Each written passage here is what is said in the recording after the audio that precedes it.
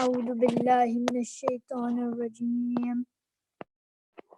بسم الله الرحمن الرحيم.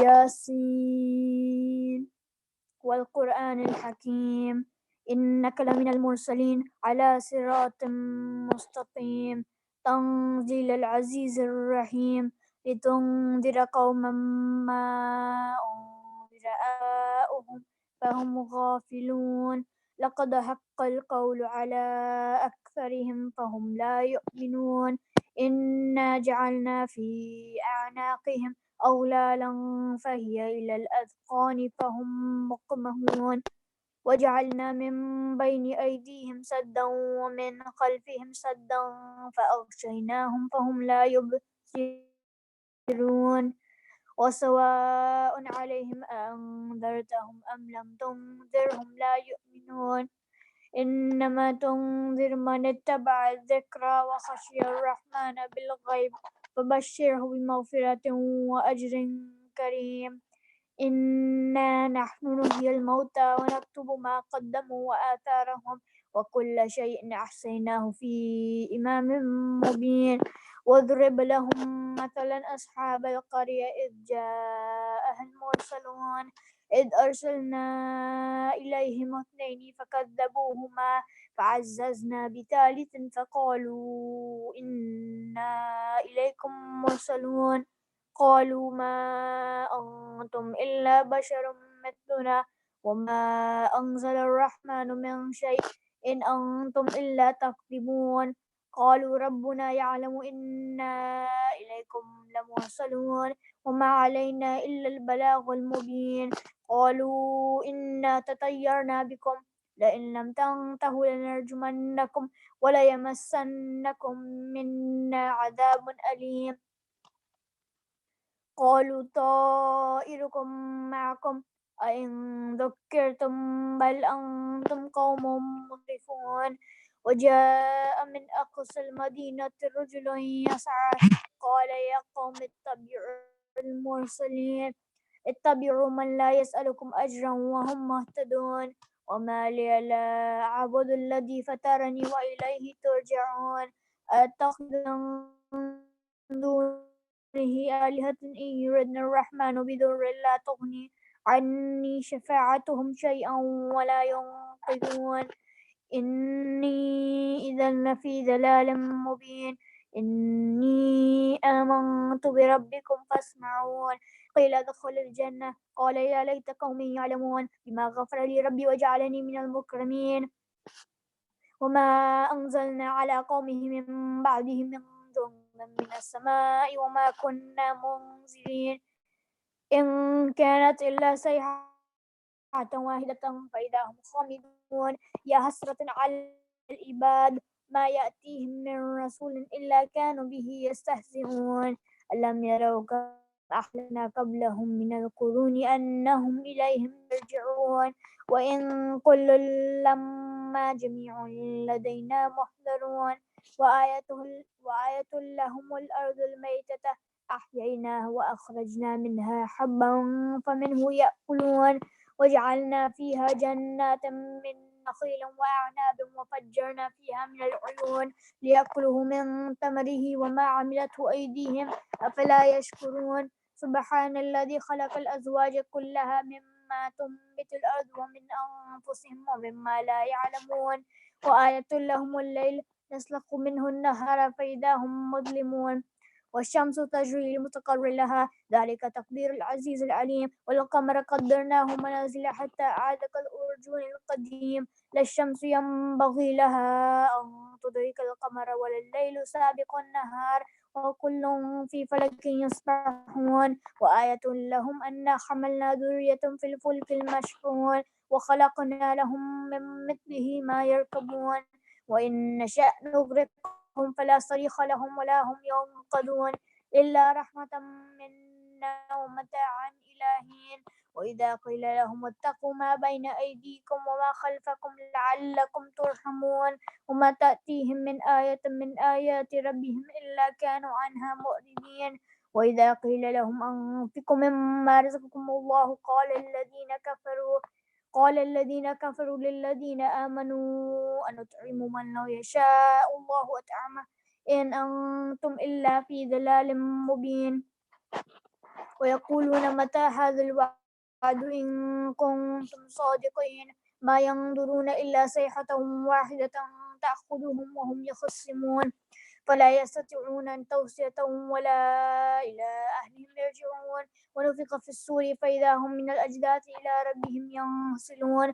قالوا يا ويلنا من بعثنا من مرقدنا هذا ما وعد الرحمن وصدق المرسلون إن كانت إلا صيحة واحدة فإذا هم جميع لدينا محضرون فاليوم لا تظلم نفس شيئا ولا تجزون إلا ما كنتم تعملون إن أصحاب الجنة اليوم في شغل فاكهون هم وأزواجهم في ظلال على الأرائك متكئون لهم فيها فاكهة ولهم ما يدعون سلام قولا من رب الرحيم وامتازوا اليوم أيها المجرمون ألم أعهد إليكم يا بني آدم أن لا تعبدوا الشيطان إنه لكم عدو مبين وأن اعبدوني هذا صراط مستقيم ولقد أضل منكم جبلا كثيرا أفلم تكونوا تعقلون هذه جهنم التي كنتم توعدون اصلوها اليوم بما كنتم تكفرون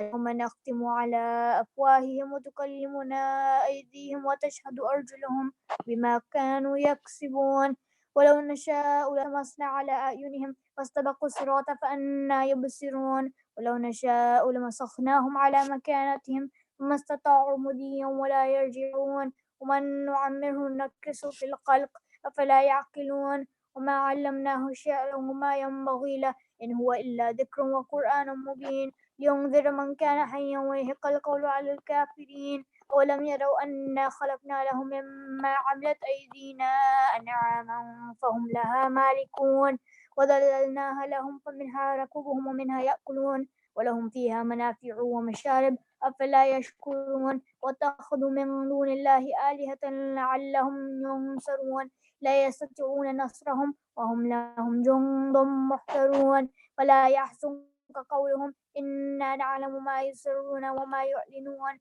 أولم ير الإنسان أنا خلقناه من نطفة فإذا هو خصيم مبين وضرب لنا مثلا ونسي خلقه قال من يحيي العظام وهي رميم قل يحييها الذي أنشأها أول مرة وهو بكل خلق عليم للذي جعل لكم من الشجر الأخضر نارا فإذا أنتم منه توقدون أوليس الذي خلق السماوات والأرض بقادر على أن يخلق مثلهم بلى وهو الخلاق العليم إنما أمره إذا أراد شيئا أن يقول له كن فيكون فسبحان الذي بيده ملكوت كل شيء وإليه ترجعون اللهم صل على محمد وعلى محمد.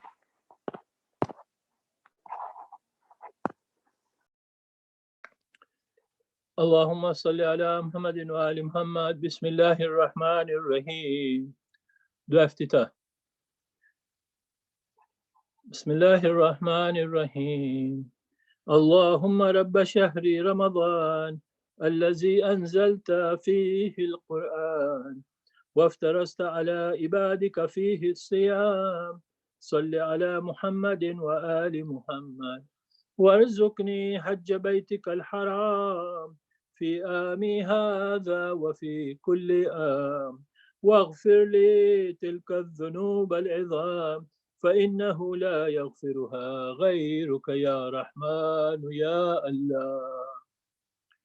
اللهم صل على محمد وآل محمد. بسم الله الرحمن الرحيم. اللهم إني أفتتح الثناء بحمدك وأنت مسدد للثواب بمنك وأيقنت أنك أنت أرحم الراحمين في موضع العفو والرحمة وأشد المواكبين في موضع النكال والنكمة وآدم المتجبرين في موضع الكبرياء والعظمة. اللهم أزنت لي في دعائك ومسألتك فاسمع يا سميع مدحتي وأجب يا رحيم دعوتي وأقل يا غفور وثرتي فكم يا إلهي من كربة قد فرجتها، وهموم قد كشفتها، وأسرة قد أكلتها، ورحمة قد نشرتها، وهلكة بلاء قد فككتها. الحمد لله الذي لم يتخذ صاحبة ولا ولدا، ولم يكن له شريك في الملك، ولم يكن له ولي من الذل، وكبره تكبيرا. الله أكبر. الحمد لله بجميع محامده كلها، على جميع نعمه كلها. الحمد لله الذي لا مضاد له في ملكه، ولا مناضي له في أمره. الحمد لله الذي لا شريك له في خلقه، ولا شبيه له في عظمته. الحمد لله الفاشي في الخلق أمره وحمده، الظاهر بالكرم مجده، الباسط بالجود يده، الذي لا تنقص خزائنه ولا تزيده كثرة العطاء إلا جودا وكرما، إنه هو العزيز الوهاب. اللهم إني أسألك قليلا من كثير ما حاجة به إليه عظيما، وغناك عنه قديم، وهو عندي كثير، وهو عليك سهل يسير. اللهم إن عفوك عن ذنبي، وتجاوزك عن خطيئتي، وصفحك عن ظلمي، وسترك على قبيح عملي، وهلمك عن كثير جرمي، عندما كان من خطئي وعمدي يطمعني في أن أسألك ما لا أستوجبه من الذي رزقتني من رحمتك، وريتني من قدرتك، ورفتني من إجابتك، فصرت أدعوك آمنا وأسألك مستأنسا لا خائفا ولا وجلا، مدلا عليك فيما كسبت فيه إليك، فإن أبطأ عني أتبت بجهلي عليك، ولعل الذي أبطأ عني هو خير لي لعلمك بعاقبة الأمور. فلم أر مولا كريما أصبر على عبد اللئيم منك علي. يا رب إنك تدعوني فولي أن، وتتحبب إلي فأتبغز إليك، وتتودد إلي فلا أقبل منك. كأن لي التطول عليك فلم يمنعك ذلك من الرحمة لي والإحسان إليك، والتفضل علي بجودك وكرمك. فارحم عبدك الجاهل، وجد عليه بفضل إحسانك، إنك جواد كريم. الحمد لله مالك الملك، مجري الفلك، مسخر الرياح، فالك الإصباح، ديان الدين، رب العالمين. الحمد لله على علمه بعد علمه، والحمد لله على عفوه بعد قدرته، والحمد لله على طول أناته في غضبه، وهو قادر على ما يريد. الحمد لله خالق الخلق، باسط الرزق، فالك الإصباح، ذي الجلال والإكرام والفضل والإنعام، الذي بوذ فلا يرى، وقرب فشهد النجوى، تبارك وتعالى. الحمد لله الذي ليس له مناضع يعادله، ولا شبيح يشاكله، ولا ظهير يعاضده. قهر بعزة العزاء، وتواضع لعظمة العظماء، فبلغ بقدرته ما يشاء. الحمد لله الذي يجيبني حين أنادي، ويستر علي كل عورة وأناصي، ويؤزم النعمة علي فلا أجازي. فكم من موهبة حنية قد أعطاني، وزيمة مخوفة قد كفاني، وبهجة مونكة قد أراني، فأثني عليه حامدا واذكره مسبحا. الحمد لله الذي لا يهتك حجابه، ولا يغلق بابه، ولا يرد صاعله، ولا يخيب عامله. الحمد لله الذي يؤمن الخائفين، وينجي الصالحين، ويرفع المستضعفين، ويضع المستكبرين، ويهلك ملوكا ويستخلف آخرين. الحمد لله قاسم الجبارين، مبير الظالمين، مدرك الهاربين، نكال الظالمين، صريخ المستصرخين، موضع حاجات الطالبين، مؤتمد المؤمنين. الحمد لله الذي من خشيته ترد السماء وسكانها، وترجف الأرض وأمارها، وتموج البحار ومن يصبح في غمراتها. الحمد لله الذي هدانا لهذا وما كنا لنهتدي لولا أن هدانا الله. الحمد لله الذي يخلق ولم يخلق، ويرزق ولا يرزق، ويطعم ولا يطعم، ويميت الأحياء ويحيي الموتى، وهو حي لا يموت، بيد الخير، وهو على كل شيء قدير. اللهم صل على محمد عبدك ورسولك وأمينك وصفيك وحبيبك وخيرتك من خلقك وحافظ سرك ومبلغ رسالاتك، أفضل وأحسن وأجمل وأكمل وأزكى وأنمى وأطيب وأطهر وأثنى، وأكثر ما صليت وباركت وترحمت وتحننت وسلمت على أحد من عبادك وأنبيائك ورسلك وصفوتك وأهل الكرامة عليك من خلقك. اللهم وصل على علي أمير المؤمنين ووصي رسول رب العالمين، عبدك ووليك وأخي رسولك وهجتك على خلقك وآيتك الكبرى والنبأ العظيم. وصل على صديقة الطاهرة فاطمة الزهراء سيدة نساء العالمين. وصل على سبط الرحمة وإمام الحدى الحسن والحسين سيدي شباب أهل الجنة. وصل على أئمة المسلمين علي بن الحسين ومحمد بن علي وجعفر بن محمد وموسى بن جعفر وعلي بن موسى ومحمد بن علي وعلي بن محمد والحسن بن علي والخلف الهادي المهدي. حججك على عبادك وأمنائك في بلادك صلاة كثيرة دائمة. اللهم وصل على ولي أمرك القائم المعمل والأدل المنتظر، وهفه بملائكتك المقربين، وأيده بروح القدس يا رب العالمين. اللهم صل على محمد وآل محمد. اللهم اجعله الداعي إلى كتابك والقائم بدينك، استخلف في الأرض كما استخلفت الذين من قبله، مكن له دينه الذي ارتزيته له، أبدلهم من بعد خوفي أمنا يعبدك لا يشرك بك شيئا. اللهم اعزه وعزز به، وانصره وانتصر به، وانصره نصرا عزيزا، وافتح له فتى يسيرا، واجعل له من لدنك سلطانا نصيرا. اللهم أذر به دينك وسنة نبيك حتى لا يستخفي بشيء من الحق بإذنه، من الحق مخافة عهد من الخلق.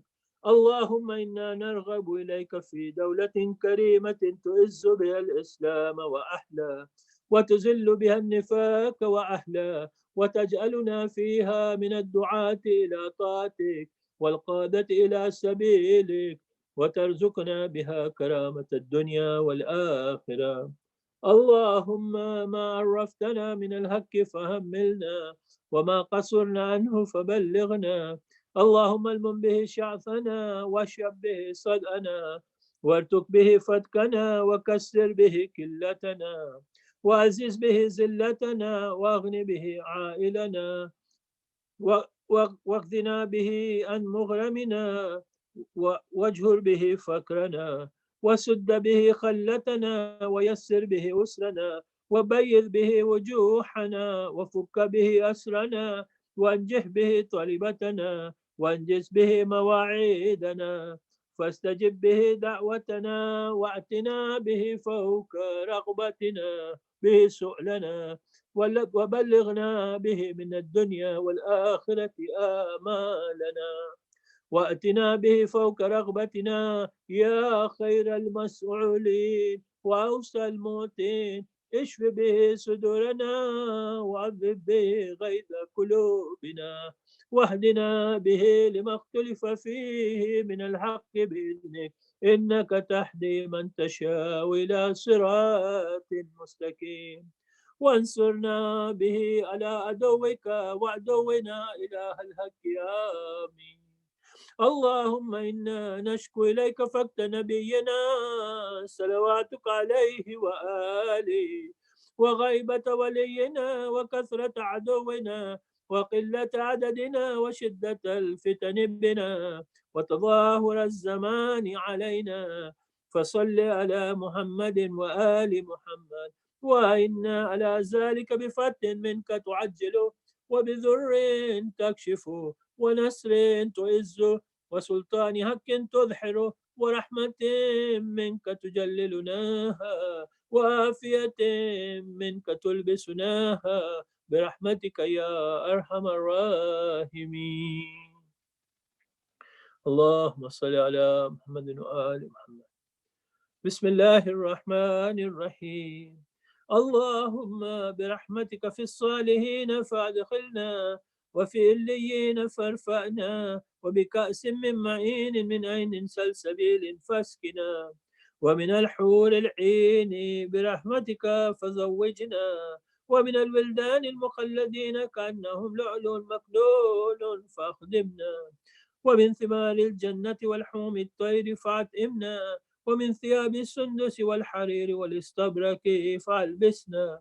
وليلة القدر حج بيتك الحرام وقتلا في سبيلك فوفق لنا، وصالح الدعاء والمسألة فاستجب لنا، وإذا جمعت الأولين والآخرين يوم القيامة فارحمنا، وبراءة من النار فاكتب لنا، وفي جهنم فلا تغلنا، وفي عذابك وحوانك فلا تبطلنا، ومن الزقوم والزريع فلا تطعمنا، ومع الشياطين فلا تجعلنا، وفي النار على وجوهنا فلا تكببنا، ومن ثياب النار وسرابين القطران فلا تلبسنا، ومن كل سوء يا لا إله إلا أنت، بحق لا إله إلا أنت فنجنا.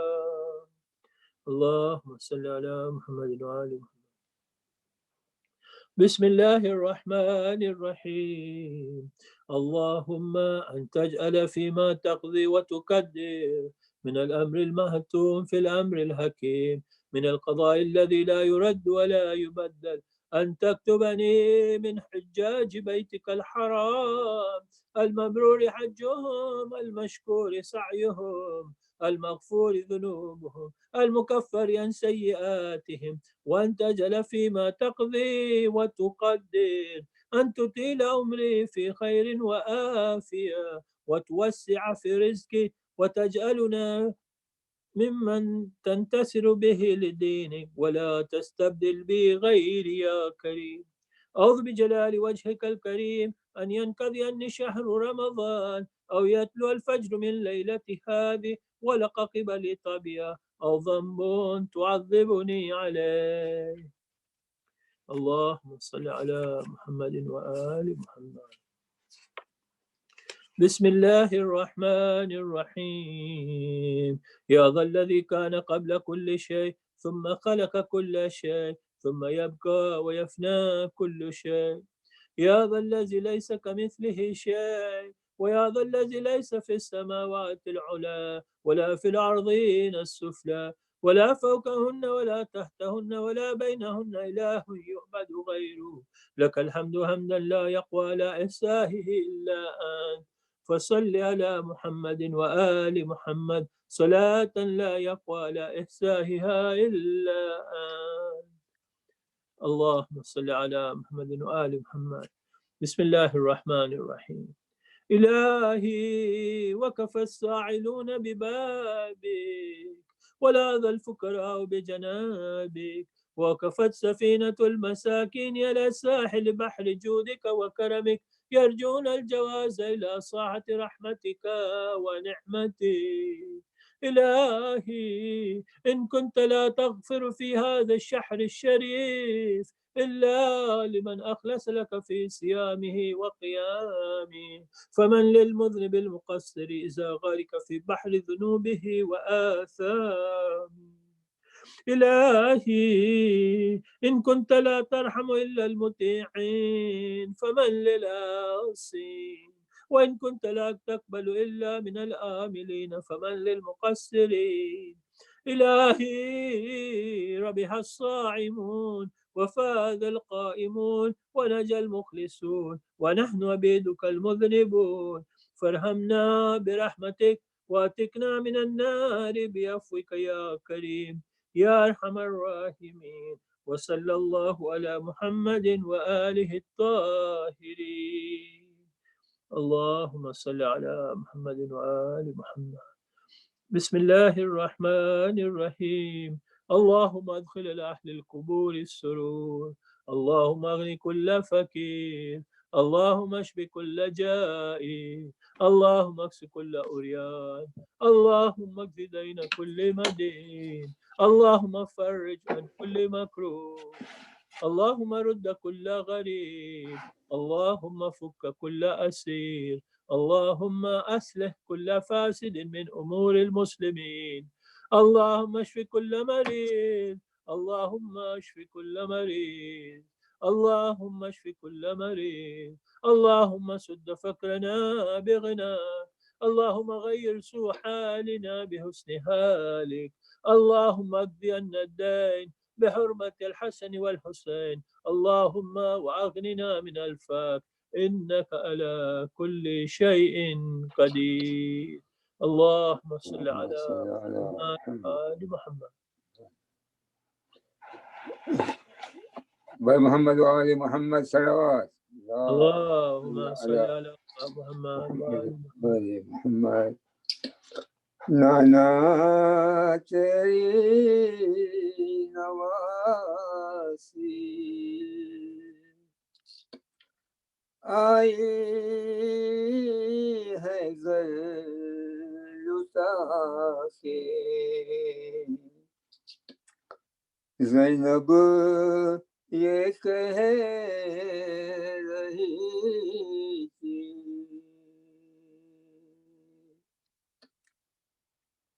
रोज़े पे मुस्तफा के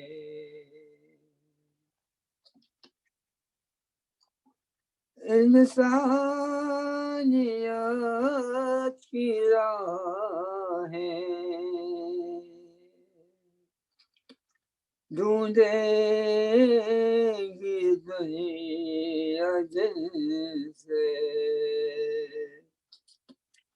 बिखरे से वो सितारे राहों में करबला के,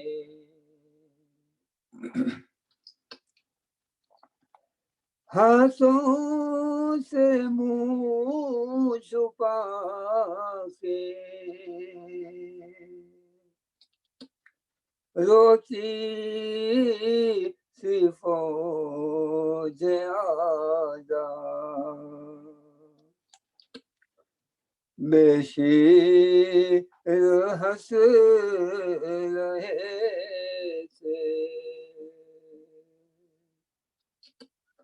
ना हम गले लगा के,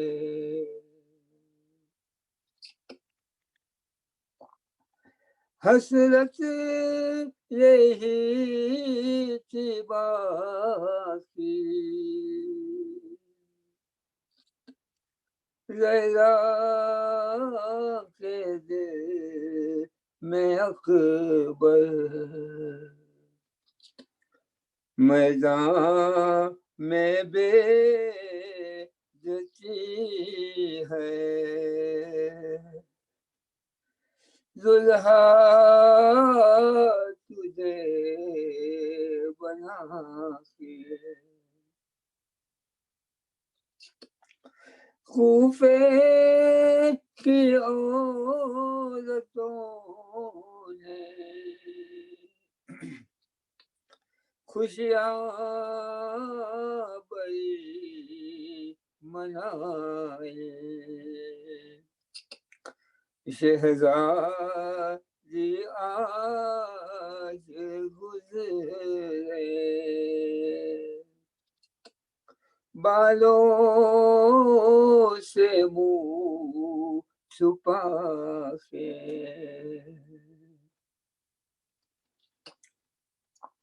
मेरे गरीब बच्चे ले लो सलाम आखिर जाती हूँ मैं मदीना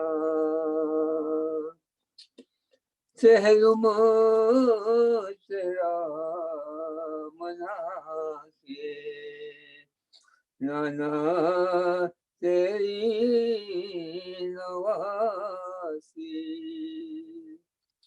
आई है घर लुटा के अला लअनतुल्लाहि अला القوم الظالمين وسيعلم الذين ظلموا أي منقلب ينقلبون إنا لله وإنا إليه راجعون سورة المباركة الفاتحة قبلها الصلوات اللهم صل على محمد وآل محمد وأجزل الفرج الفاتحة.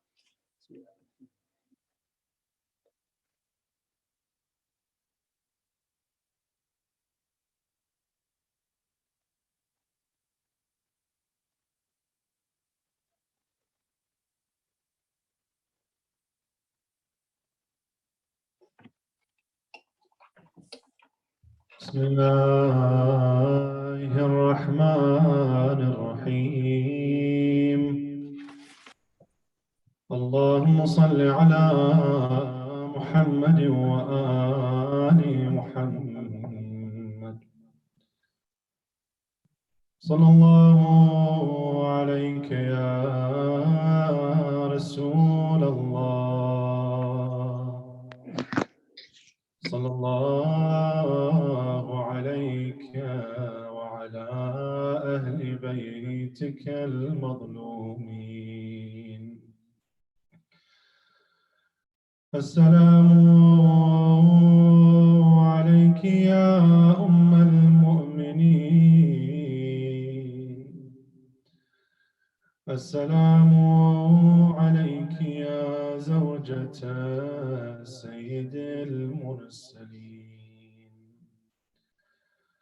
السلام عليك يا أم فاطمة الزهراء سيدتي نساء العالمين السلام عليك يا أول المؤمنات السلام عليك يا من أنفقت مالها في نصرة سيد الأنبياء ونصرته ما استطاعت ودافعت عنه الأعداء السلام عليك يا من سلم عليها جبرائيل وبلغها السلام من الله الجليل صلى الله عليك يا أبا عبد الله وعلى الأرواح التي حلت بفنائك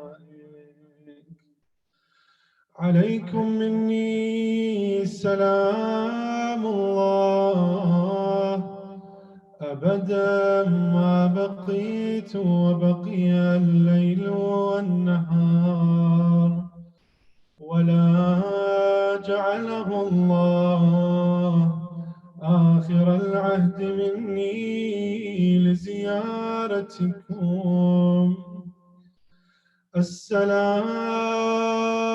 السلام على الحسين وعلى علي بن الحسين وعلى أولاد الحسين وعلى أصحاب الحسين الذين بذلوا مهجهم دون الحسين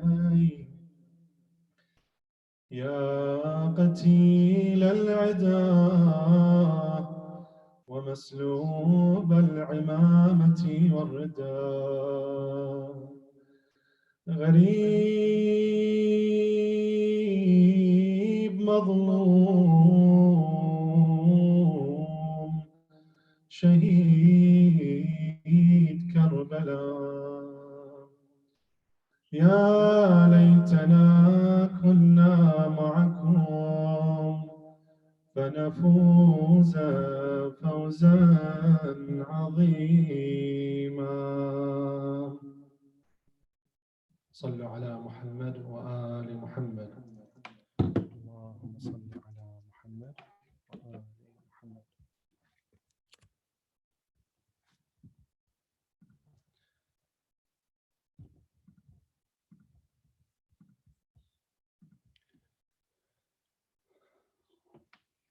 It is reported that Imam al-Sadiq alayhi salam said,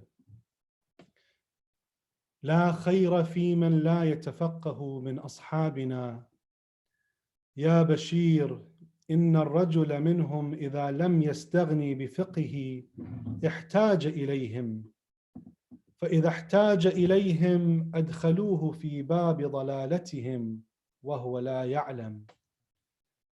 There is no worth in those among our followers who do not become learned in Islam.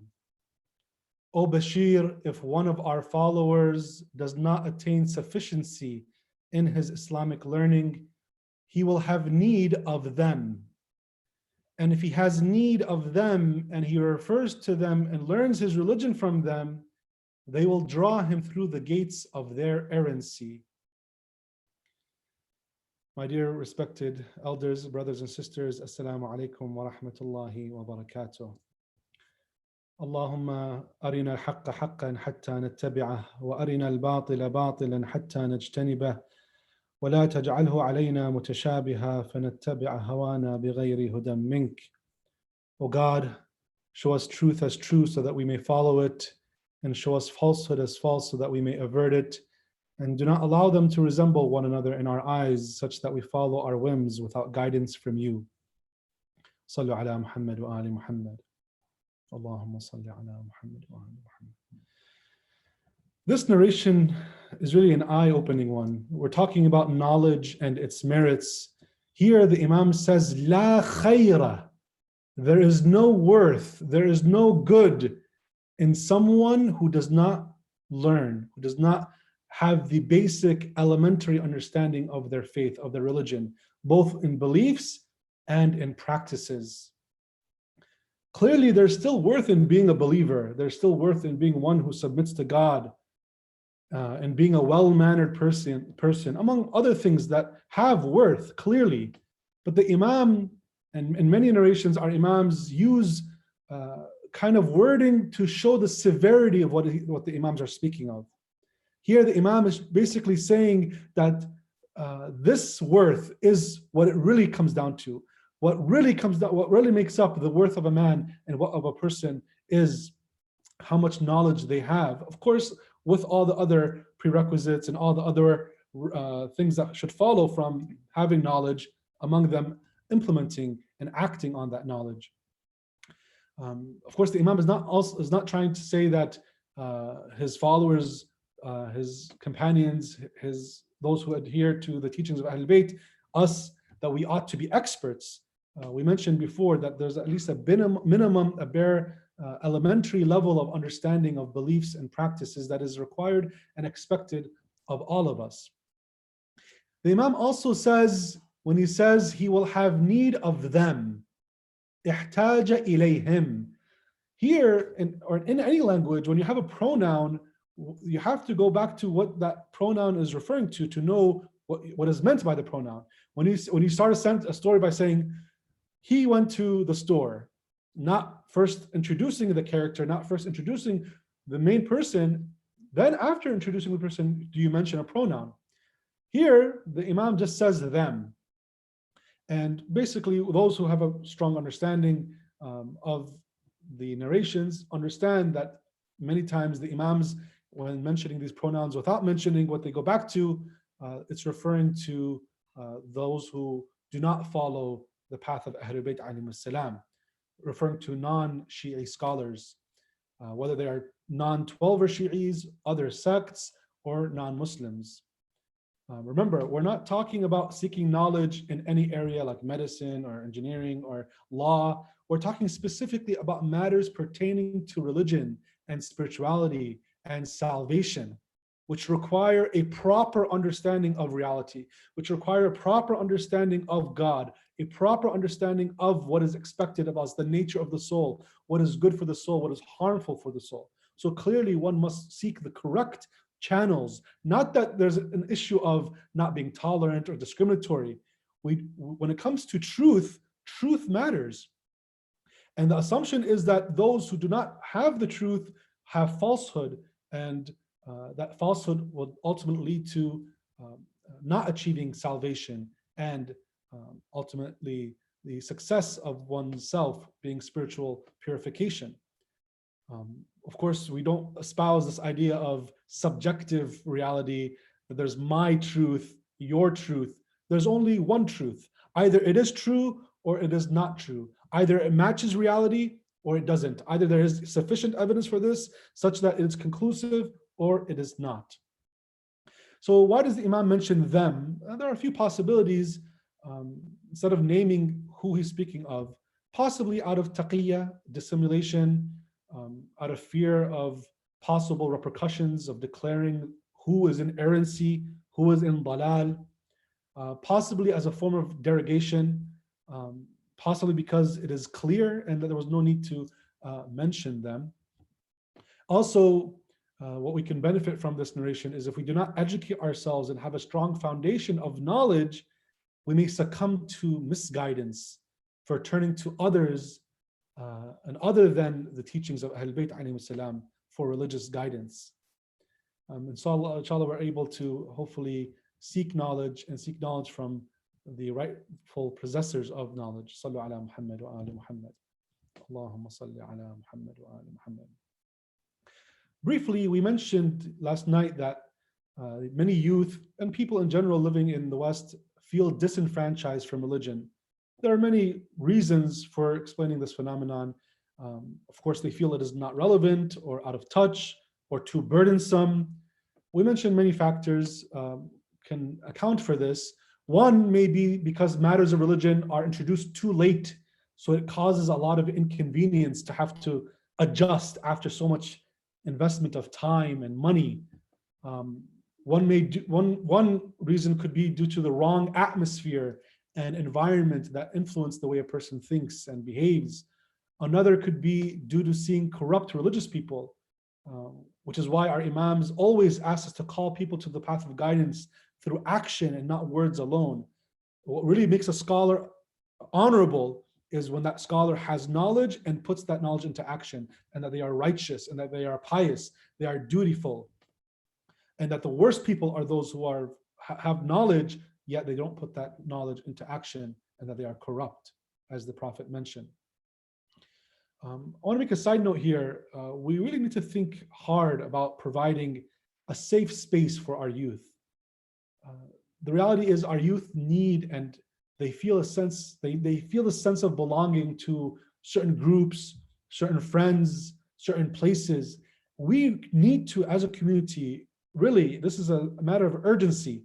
If we really want to save our youth and help them and have them still remain attached to the values that they grew up with, that we need to give them a feeling of belonging, a sense of belonging to a place, to a venue, to a group of brothers and sisters who share their values, where their faith, their values, their principles can be reinforced. This must include, in addition to knowledge and education, which definitely is important, but unfortunately, more and more people these days are less interested in gaining knowledge and furthering knowledge. It can't be forced down their throats. We have to actually do things that are in fact relevant and in fact competitive. We need to offer competitive alternatives to what they're already doing. Of course, those alternatives that are permissible. This must include fun, entertainment, food, and those things that keep the youth interested. We also mentioned that we have a duty to learn about matters that pertain to us before we endeavor into it. I remember someone who went to Hajj one year. We went to Hajj together, and this person did not take any Hajj classes. Often before going to Hajj, people take classes to make sure that they are aware of all the rules, what to expect, have the proper expectations. We all know a lot of sadness and disappointment arises from not meeting expectations, especially when those expectations are high. So to have realistic expectations of what to have when going to Hajj. So this person didn't take these classes, and then they made a mistake in their ritual, and while everyone was able to remove their ihram and wear regular clothing, this person was in regular clothing, and when it was discovered he made a mistake, that mistake was required that he fix it by going back into ihram. And of course he was very frustrated, very upset. But in reality, who should he be upset with? He should have been upset with himself. Why would we endeavor into something, especially a huge investment of time, money, and of course going to Hajj and trying to make the best use and benefit of the Hajj? That's the most important part. And yet the person did not make sure to learn these things ahead of time. So it's very important that we do endeavor, before we have any endeavors, that we do learn the proper prerequisites and everything that has to do with this issue. And of course, we mentioned not to worry about finances and other things. You know, God will take care of us as long as we are reverent, as long as we have taqwa. And we ended by mentioning our role in applying rulings and when we have to practice precaution versus not. Tonight, I want to briefly address how does a jurist navigate through these ideas? How does a jurist deduce laws? And so just to kind of give us an insight into the process of derivation of law, of course, without going into too much depth, because this does require a lot of background, a lot of studies, a lot of expertise, but just to kind of appreciate the process, and then also maybe correct any misunderstandings of why things should be the way they are versus why they are not. So clearly in the time of occultation, even during the time of the other imams, doubts would always arise. Not everyone, even during the times of the imams being accessible, didn't have access to the imams. And so they had to have, in addition to referring to fallible individuals, individuals who are not the imams, they also had to know what to do in times of doubt. Sometimes even that kind of scholar and companion would not be accessible. I have to clarify, firstly, in beliefs, doubt can be healthy. It is natural to have doubt in their belief, in one's beliefs.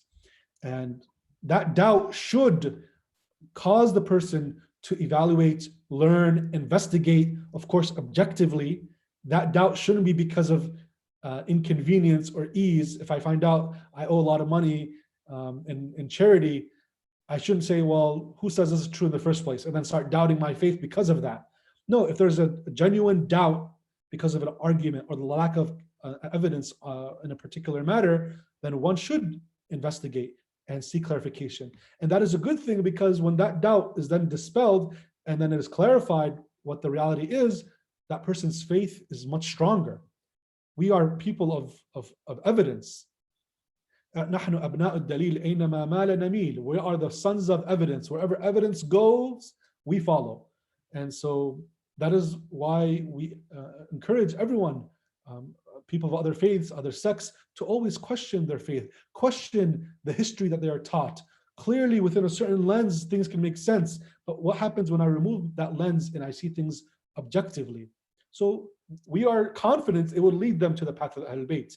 We are confident that the evidence will lead them to the path of Muhammad wa Ali Muhammad. Allahumma salli ala Muhammad wa Ali Muhammad.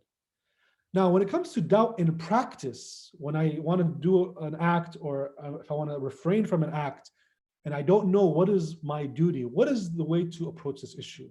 Of course, this is not ideal, But this is the reality that we face, and especially in the time of occultation. And of course, there are so many different scenarios that not everything is spelled out specifically, explicitly in the Quran and the Hadith. So what tools do we have, or do we even have tools? And yes, we believe that although God did his part in sending guides, God, consistent with his justice, with his wisdom, sent us prophets, sent us imams to guide us. Even though that is sufficient, and if we do not receive that guidance, most of the time it is our wrongdoing, and we are putting obstacles in front of ourselves in receiving that guidance. But the imams, although we may not have that direct access to their guidance, especially now in the time of occultation, they still gave us tools to be able to deal with situations of doubt, so that we at least have some guidance, some direction. Even if that doesn't lead us to reality, to the truth, it is at least sufficient to have a case in front of God and say, I did my best. Only then can we say we did our best. And of course, this is where our scholars themselves have to employ those tools and implement them when they derive laws. And then we follow these scholars. And if we don't want to follow these scholars, we don't want to follow any fallible person, that's also an option. But one should then be honest with themselves and then either practice precaution, which is a very challenging route, or become a scholar himself or herself. And then they can refer to themselves. So one of those tools is everything is permissible unless proven to be prohibited. كل شيء لك حلال حتى تعلم أنه حرام. So everything is permissible until proven to be haram or prohibited. This tool clearly, again, is not for any person to apply. The scholar the marja, the jurist, who now wants to investigate a certain topic, a certain subject, a certain example, application, starts off with the assumption that this thing is permissible, neither obligatory nor prohibited, until proven one way or another. So they investigate, they look into it. If they find it to be prohibited, it's prohibited. I think I did it this way. If they find it to be obligatory, they go this way. If they find it to be mustahab, they go this way. If they find it to be makruh, they go this way. If they don't have any evidence one way or another, then it is merely mubah, merely permissible. Another example of a tool that was given to us, everything is pure unless proven to be impure. Very similar. And of course, these examples, these principles also allude to the fact that Islam really is a religion of ease, that God would never expect us to practice precaution in everything that we do, although again, that is an option for those who have that ability to endure that. But for most people who don't have that ability, that Allah subhanahu wa ta'ala says, if you don't know if it's impure or pure, even if it's red, even if it looks like blood, if you don't know it's blood, you can assume it's not blood. And so when it comes to especially the issue of purity and impurity, there is definitely a lot of ease on this issue. Although unfortunately people do take this issue too far. I remember one day I was washing dishes. There were multiple families up north in Michigan and the Upper Peninsula. And I was washing the dishes and then some water, I guess, splashed onto the floor. And immediately one individual said basically that the floor became najis or mutanajjis. They probably said najis, but it's mutanajjis, the floor became impure just because water fell on it. And the assumption is all feet are going there all the time and you don't know what's on those, under these feet. And then the water made it definitely probably activated the najasa or impurity, even though that's not how it works. Although again, water is essential in terms of, or liquid and moisture that is able to transfer. That is important in terms of transferring najasa and impurity. But to assume that there was some impurity under someone's foot or impurity on the carpet or impurity on the floor, that assumption is wrong. And one should not take precaution even in these cases because it leads to a position of, or a state of waswas or kathir al-shak, where someone has excessive doubt and our narrations condemn those who listen to Satan, because they specifically mention that these whispers to take precaution are in fact whispers of Satan to cause someone who is supposed to be religious and devout believer. That's the best way to get to them. Asking a devout believer to sin may be a challenge for Satan, but to get them to repeat and act, for some religious people, that is something that they'd be willing to do, but that is something condemned. Let me give one example, inshallah, and then we'll move to the majlis, inshallah. Tobacco and smoking cigarettes. So I'm assuming that I don't know who's watching and who's a smoker or not. And this is just a theoretical process to explain how a scholar would look to this issue, although it is clearly based on a lot of research and studies, something very harmful, and definitely it is advised to avoid. So the first step when it comes to tackling this issue is understanding what tobacco is. First of all, what is the Arabic equivalent? Because clearly if the imams are going to speak about this and whether or not one can smoke it or consume it, which isn't recommended, then they would use the words in Arabic. So finding out the Arabic word, Arabic equivalent, and what was the usage of that word in those times, because Arabic has evolved, just like any language, most languages, all languages in fact, do evolve over the centuries. And so just to give you an example, we have many traditions that talk about leban. You know, don't eat fish with leban, for example. And so what is leban? Here, if you ask most Arabs, at least that I know, probably most Arab countries, leban refers to yogurt. Whereas in classical Arabic, leban refers to milk. And so even though they both come from, they're both dairy products, they're two different entities, clearly. And so, so it does matter not just what that word means today, but what that word meant back then, and what was the usage of the meaning of that word back then. So that's one step. Another step is, okay, is there any mention in the Quran or the Sunnah? Again, what is the Sunnah? The words, sayings, actions, and tacit approval of the infallibles. So was there any word or any hadith where the Imam says something about tobacco being haram or permissible or wajib? For sure not, but we don't have that. Or is there anything in the Quran that says so? Did the Imams do it themselves? Was there any observation of the Imams doing this? Or did someone else do this in front of them and then they stayed silent, so that we can derive and deduce from that that the Imam did not find any objection in this person doing that? And we don't have such mention. So then what happens? Thus, we are in a state of doubt. And what does a jurist do when he doesn't have evidence that something is permissible or prohibited?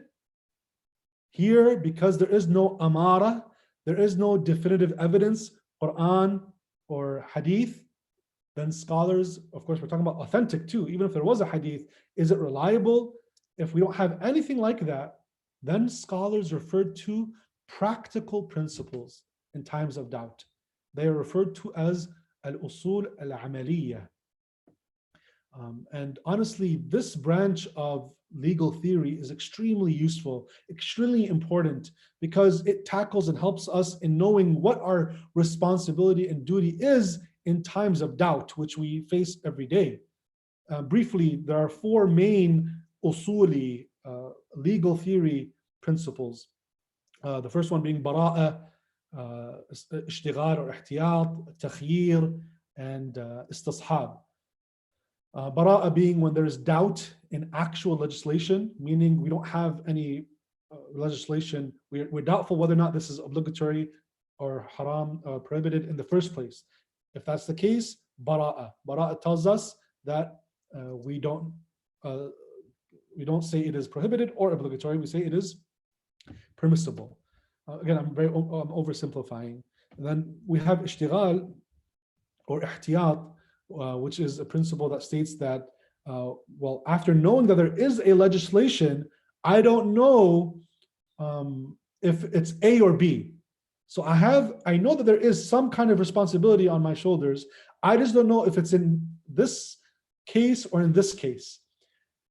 Assuming that I can do both, if that's the obligation, or avoid both, if that's a prohibition, then that is my responsibility. That's called ihtiyat, taking precaution. The same scenario, if I'm not able to take precaution, then you have to choose one way or another. This often comes when we deal with wajib and haram. There's no way you can just do both. Either it's wajib or haram. In this case, you would have a takhyir, where you're able to choose one or the other. And then the last one being istishab, when there is doubt in a ruling.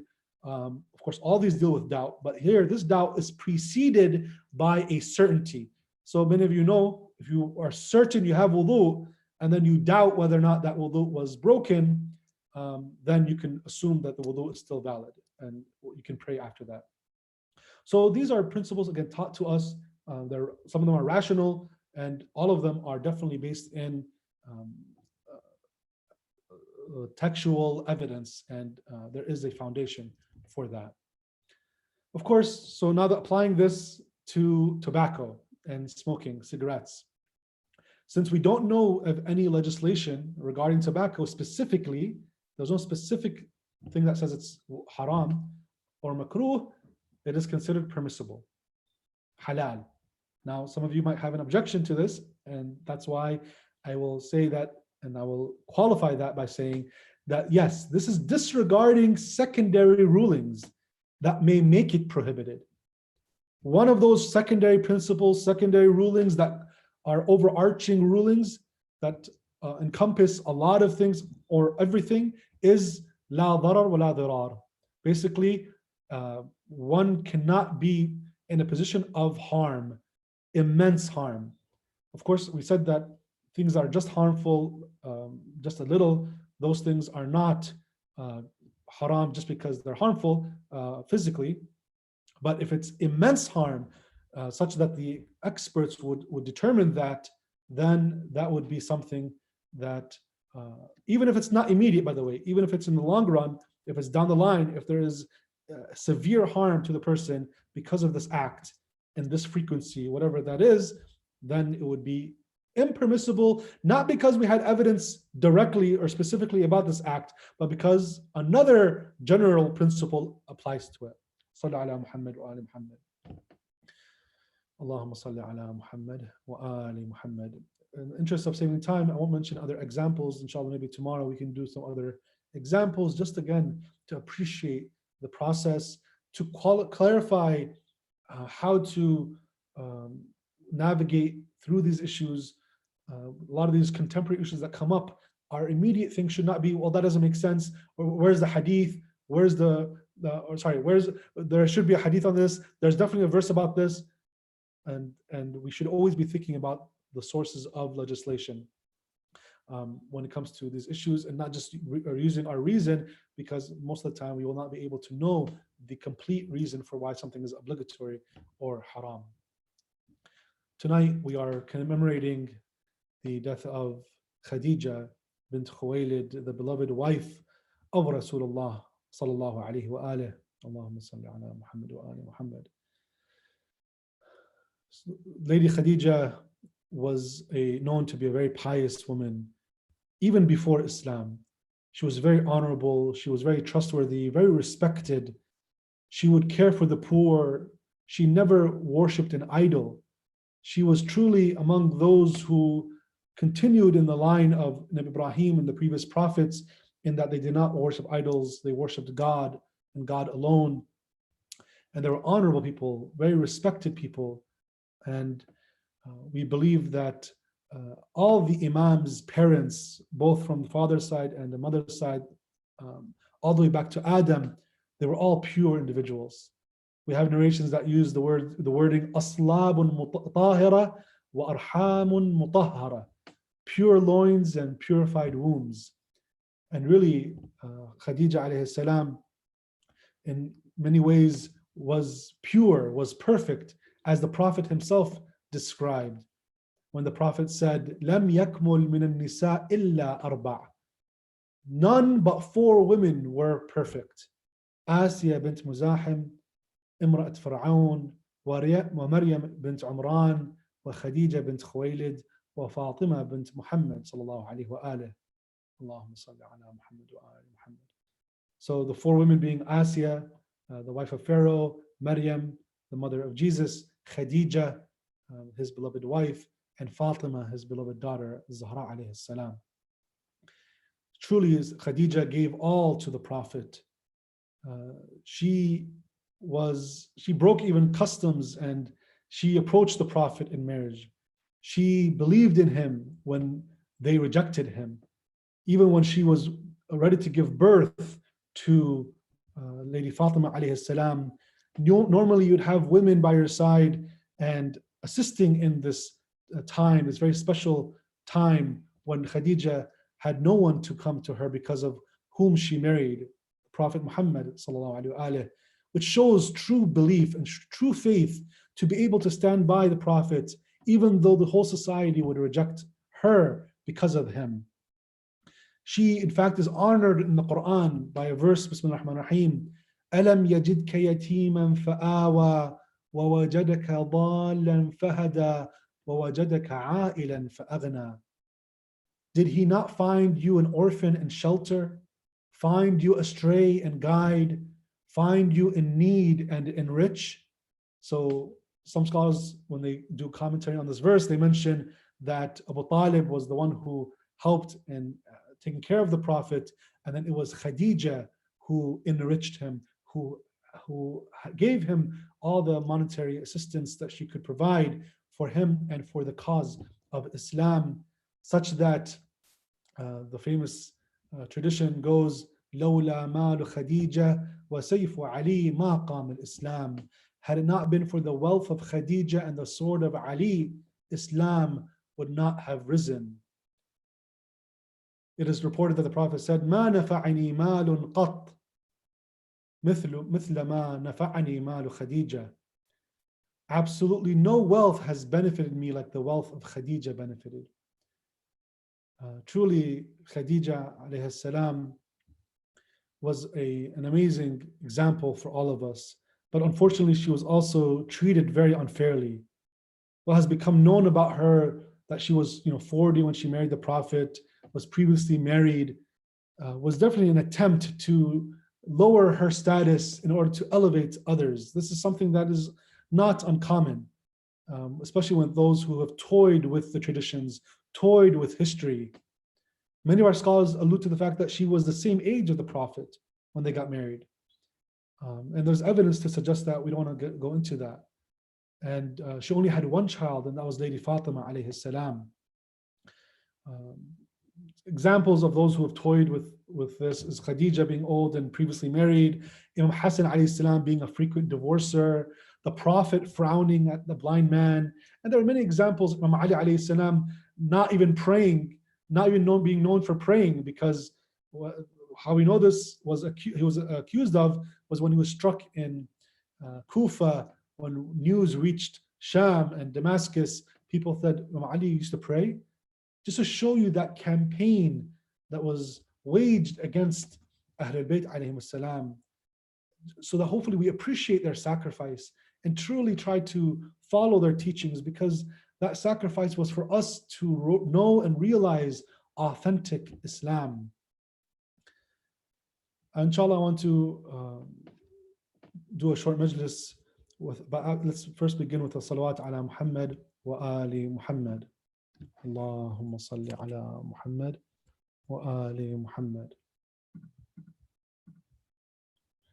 Allahumma salli ala Muhammad wa ali Muhammad. Allahumma salli ala Muhammad wa ali Muhammad.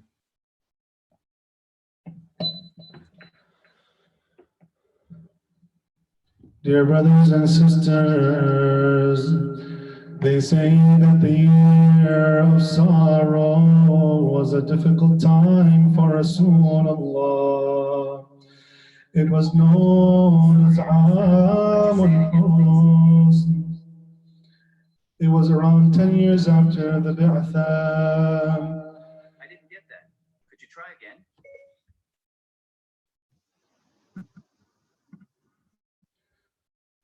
The Prophet ﷺ would always remember her.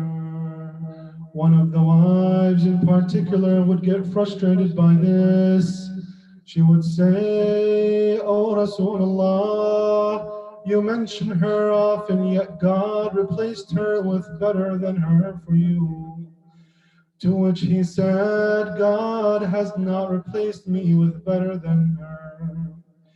She believed in me when others rejected me.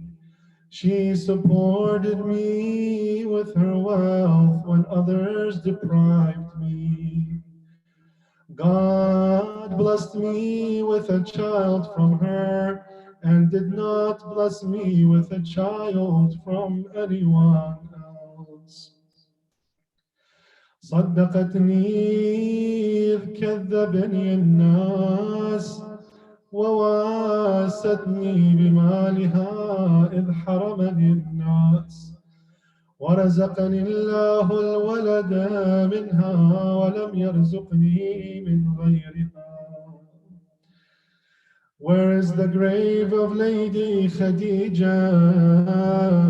Those of you who've been to Mecca know she is buried in Jannat al-Mu'alla or Al-Hujun. Look at the grave of Lady Khadijah.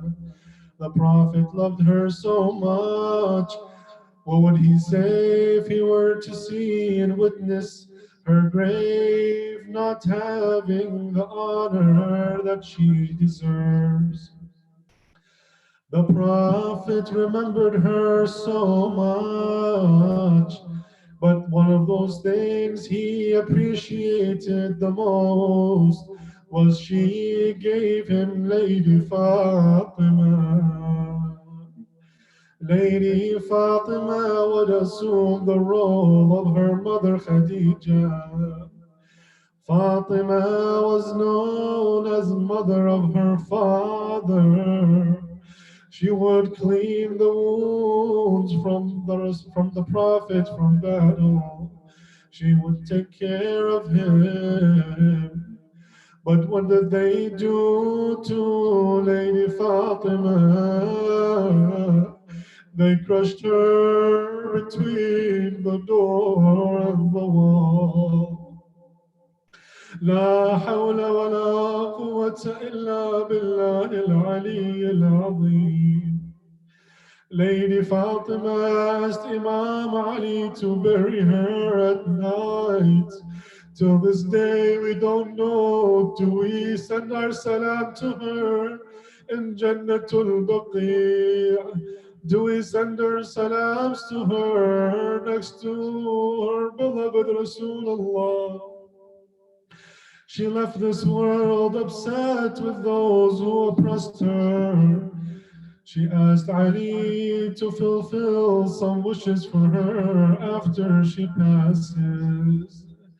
She told Ali ibn Am, ما أراني إلا لما بي وأنا أوصيك ألا يشهد أحد من أعداء الله جنازتي ولا دفني ولا الصلاة علي.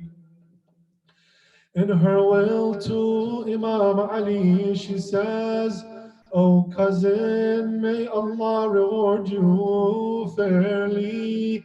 I ask you to ensure that whosoever has oppressed me and has usurped my rights does not stand at my funeral, nor that they perform prayers upon me, nor should their followers be present there and bury me at night when the eyes are absorbed in sleep."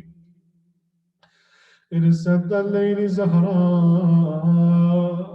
in her last moments, although she wanted to bid farewell to her children, they say she was unable to embrace her daughter Zainab due to her injuries from that dreadful day when her house was attacked. Lady Fatima loved her children so much, but she raised her daughter to have the strength to carry the weight of the message after Imam Hussein. Imagine not being able to embrace your child before passing. Imagine yourselves there witnessing Lady Zainab. Imagine her saying, أنا زينب يوم يا زهر اسمعيني أنا زينب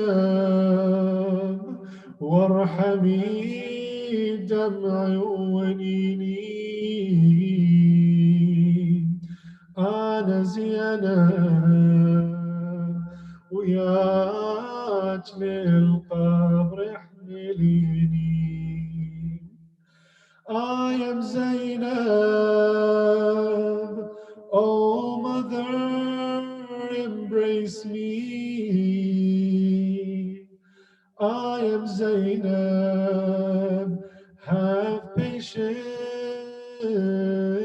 and mercy.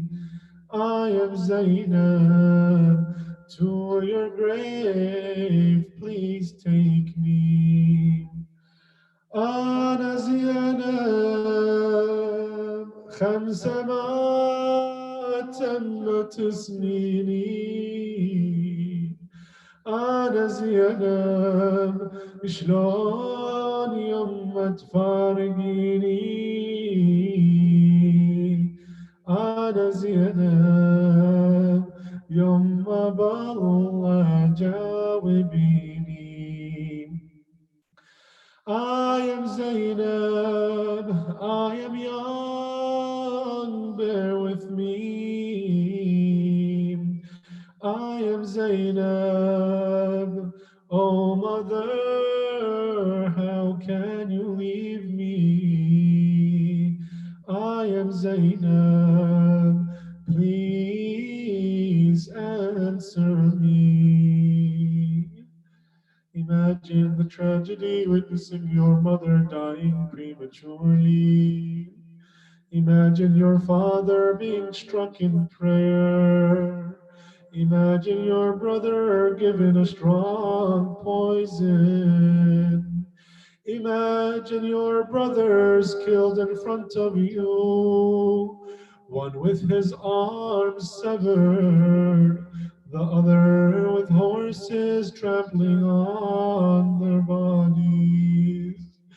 Imagine the difficulty of walking hundreds of miles on the hot desert, taken as a captive. لا حول ولا قوة إلا بالله العلي العظيم.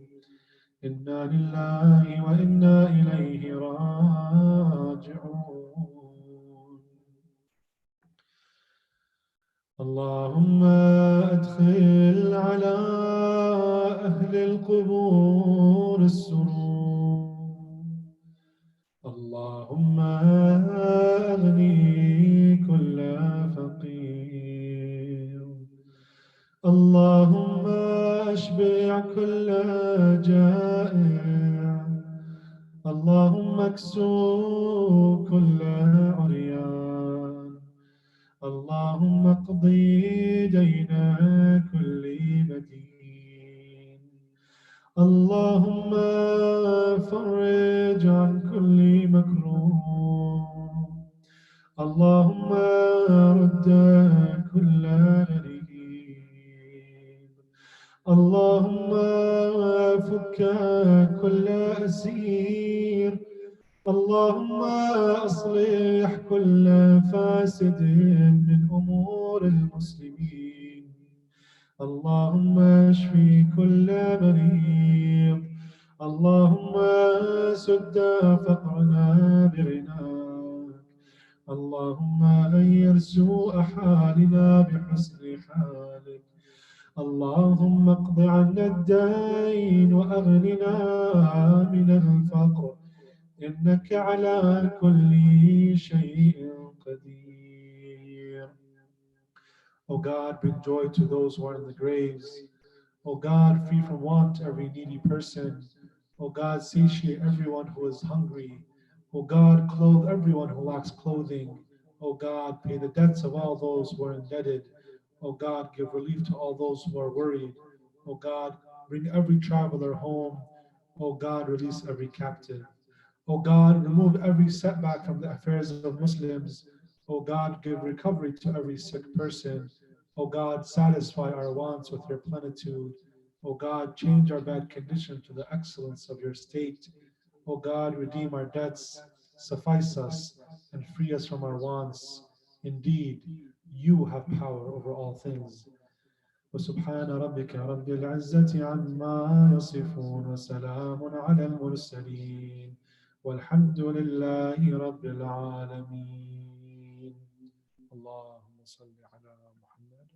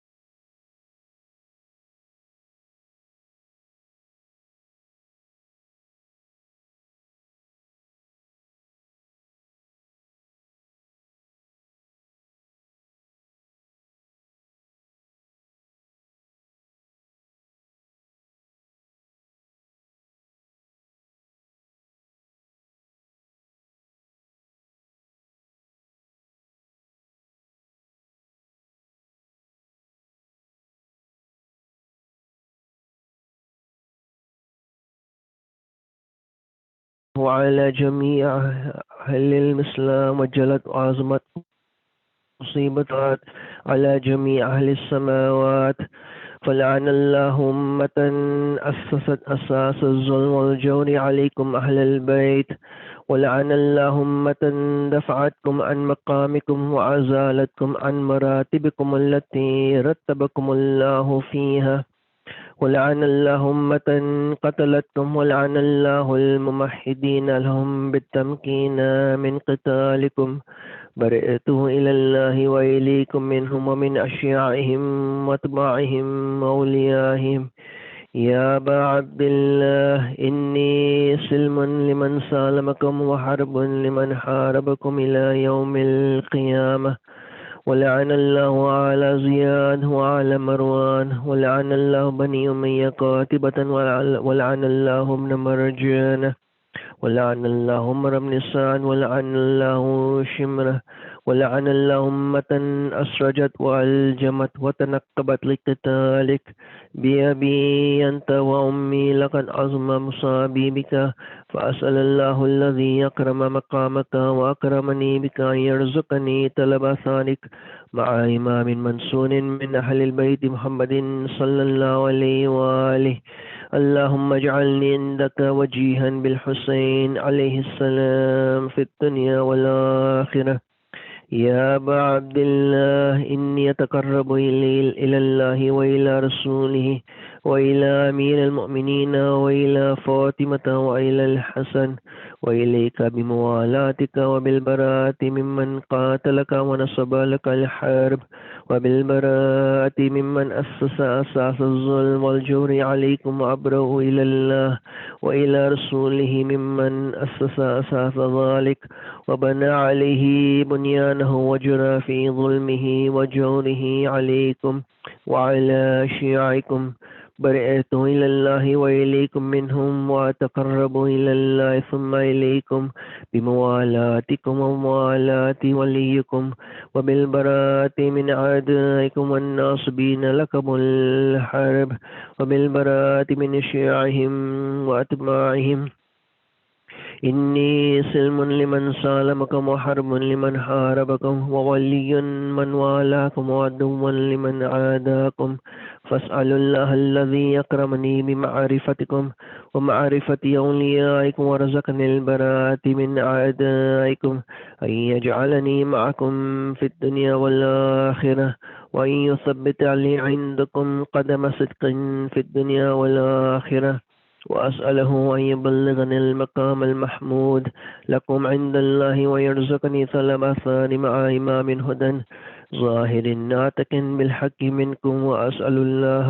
بحقكم بالشأن الذي لكم عنده أن يعطيني بمصابي بكم أفضل ما يعطى مصابا بمصيبته مصيبة ما أعظمها وأعظم رزيتها في الإسلام وفي جميع السماوات والأرض اللهم اجعلني في مقامي هذا ممن تناله منك صلوات ورحمة ومغفرة اللهم اجعل محياي محيا محمد وآل محمد ومماتي ممات محمد وآل محمد اللهم إن هذا يوم تبركت به بنو أمية وابن آكلة الأكباد اللعين ابن اللعين على لسانك ولسان نبيك صلى الله عليه وآله في كل موطن وموقف وقف فيه نبيك صلى الله عليه وآله اللهم لعن أبا سفيان ومعاوية ويزيد بن معاوية عليهم منك اللعنة أبد الآبدين وهذا يوم فرحت به آل زياد وآل مروان بقتلهم الحسين صلوات الله عليه اللهم فضاعف عليهم اللعن منك والعذاب الأليم اللهم إني أتقرب إليك في هذا اليوم وفي موقفي هذا وأيامه حياتي بالبراءة منهم واللعنة عليهم وبالموالاة لنبيك وآل نبيك عليه وعليهم السلام اللهم لعن أول ظالم ظلم حق محمد وآل محمد وآخر تابع له على ذلك اللهم لعن الإصابة التي جاهدت الحسين وشايعت وبايعت وتابعت على قتله اللهم لعنهم جميعا السلام عليك يا أبا عبد الله وعلى الأرواح التي هلت بفنائك عليك مني سلام الله أبدا ما بقيت وبقي الليل والنهار ولا جعله الله آخر الأحد مني لزيارتكم السلام على الحسين وعلى علي بن الحسين وعلى أولاد الحسين وعلى أصحاب الحسين اللهم خص أنت ولا ظالم باللعن مني وابدأ به أولا ثم الثانية والثالثة والرابعة اللهم لعن يزيد خامسة والعن عبيد الله بن زياد وابن مرجان وعمر بن سعد وشمر وعلى أبي سفيان وعلى زياد وعلى مروان إلى يوم القيامة اللهم لك الحمد حمد الشاكرين لك على مصابهم الحمد لله على عظيم الرزية اللهم ارزقني شفاعة الحسين يوم الورود وثبت لي قدم صدق عندك مع الحسين وأصحاب الحسين الذين بذلوا مهجهم دون الحسين عليه السلام السلام عليكم يا ساداتي موالي جميعا ورحمة الله وبركاته السلام عليك يا تسعة المعصومين من ذرية الحسين عليه السلام علي بن الحسين زين العابدين ومحمد بن علي الباكر وجعفر بن محمد الصادق وموسى بن جعفر الكاظم وعلي بن موسى الرضا ومحمد بن علي التقي الجواد وعلي بن محمد الهادي النكي والحسن بن علي العسكري السلام عليك يا حجة الله يا ابن الحسن يا صاحب العصر والزمان سيدي ألمان ألمان ألمان من فتنة الزمان السلام عليك يا خليفة الرحمن السلام عليك يا شريك القرآن السلام عليك يا كعبة الإيمان السلام عليك يا إمامنا وإمام الإنس والجان أجل الله تعالى فرجك وسهل الله تعالى مخرجك وظهورك واجعلنا من أعوانك والأنصارك والمستشهدين بين يديك. السلام عليك أهل بيت النبوة جميعا ورحمة الله وبركاته. بسم الله الرحمن الرحيم. اللهم صل على محمد وآل محمد. عما يجيب المضطر إذا دعاه ويكشف السوء. عما يجيب المضطر إذا دعاه ويكشف السوء. عما يجيب المضطر إذا دعاه ويكشف السوء. عما يجيب المضطر إذا دعاه ويكشف السوء. عما يجيب المضطر إذا دعاه ويكشف السوء. اللهم صل على محمد وآل محمد. بسم الله الرحمن الرحيم. ما كن لوليك الحجة ابن الحسن صلواتك عليه وعلى آبائه في هذه الساعة وفي كل ساعة وليا وحافظا وقائدا وناصرا ودليلا وعينا حتى تسكنه أرضك طوعا وتمتعه فيها طويلا برحمتك يا أرحم الراحمين. اللهم صل على محمد وآل محمد. رحم الله من يقرأ سورة مباركة الفاتحة.